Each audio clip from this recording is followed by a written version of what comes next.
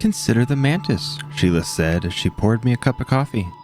It was the first time I'd been inside her home. It was marvelous, lavish, weird, truly stunning.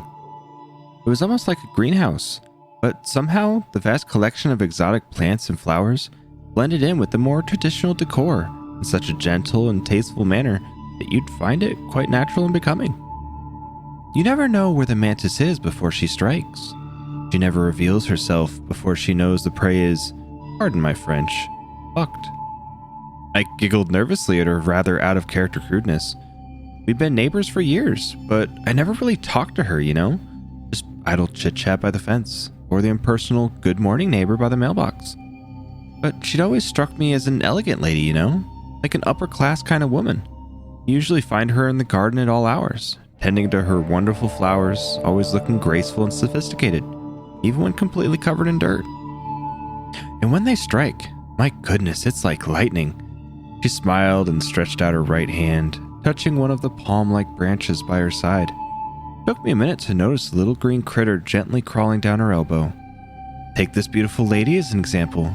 She made a silly kissy face towards the mantis. I bet you hadn't even noticed her listening in on our conversation. I shook my head and tried my best to smile. I hadn't the heart to tell her that bugs in all shapes and sizes creeped me the heck out. Now that I was made aware of the fact that they could be all around me, I found it hard to focus on anything else. That's the trick, you see. Don't ever let them know you're about to bite their head off.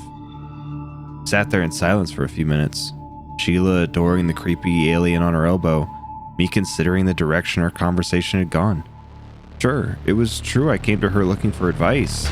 I don't know why, if I'm being honest. I guess she was the closest thing I had to a real friend. How sad is that? Out of all the people in my life, the neighbor I'd hardly ever talked to was the only one I could talk to. Of course, it was also a matter of urgency. I needed help fast. Maybe that's why I turned to Sheila. She was just closest geographically. Regardless of the reasons, I felt that I needed to steer her back on course. Not that I had any plausible explanation as to why I thought she could help me. I really didn't. It was just a feeling, Something I couldn't quantify, but somehow knew as truth. I guess that's how religious people justify their faith. You can't see it, can't prove it, but in your heart, you know it's there. That's what it was like for me with Sheila. I just knew she was the only person who could aid me. "I'm sorry," I said. "I'm not sure how this helps with my car." "Oh, darling," she smiled. "We're getting to that." She was still entranced by the mantis on her arm. It was rocking gently back and forth in a rhythmic pattern, almost like it was dancing for her. You see, they don't even have to move most of the time. They just sit perfectly still and wait for dinner to come strolling in the front door. I swallowed deeply and found it increasingly harder to stay calm. I can't say if it was the countless bugs potentially surrounding me, or if it was Sheila's cold, monotonous voice, but I felt my anxiety skyrocketing. It also didn't help that she kept talking about biting heads off. When my gaze returned to her after a brief search for hidden bugs, I was momentarily startled by her icy blue eyes staring intently at me. I shifted restlessly in my seat and tried my best to appear unaffected. "Do you see what I'm getting at?" she whispered. "Do you see now where I'm going with this?" I nodded weakly. Some sort of deeper meaning had indeed begun to materialize from the rather unnerving lecture about the praying mantis. I couldn't yet fathom the punchline still lurking in the shadows, veiled in obscurity by the numerous metaphors, but I was beginning to realize I'd greatly underestimated Sheila. "It really couldn't have been avoided," Sheila said. "You know this, don't you? At the end of the day, it had to be you." I nodded again. She was right. It wasn't an accident. No coincidence. It was destined to end the way it did. Tears had started filling my eyes, and I found myself trembling uncontrollably. I guess everything finally started feeling real, Up until that point, there was this immense surreal sensation, like I'd been experiencing everything from inside my own mind, a detached observer. Now, maybe for the first time, I was slowly opening myself to the truth. "You're not the first. I've done this for decades. But I don't understand." She paused briefly and gave me an intense stare. "Is how you knew." I did my best to avoid her gaze as my mind wandered back. I didn't, I sobbed.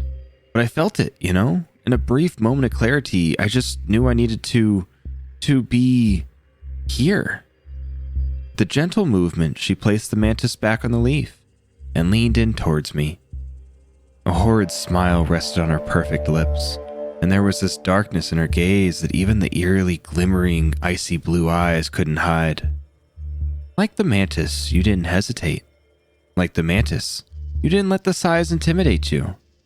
Like the mantis, you ended him swiftly when he was at his absolute weakest.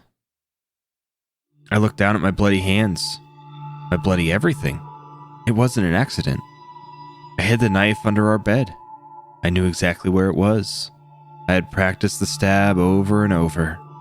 Right to the neck. No hesitation. I watched the life drain from him with extreme satisfaction. Then I rolled him off and just cried for hours. I know they were tears of joy. What do we do with them? I asked. I can't have him in my trunk much longer. Sheila got up from her chair and walked over to me. Her imposing presence loomed over me, swaying gently side to side, a calm and mesmerizing pattern somehow soothing me down to the innermost corners of my soul. Oh, darling, it's like I've been telling you. She grinned and licked her lips. Consider the mantis.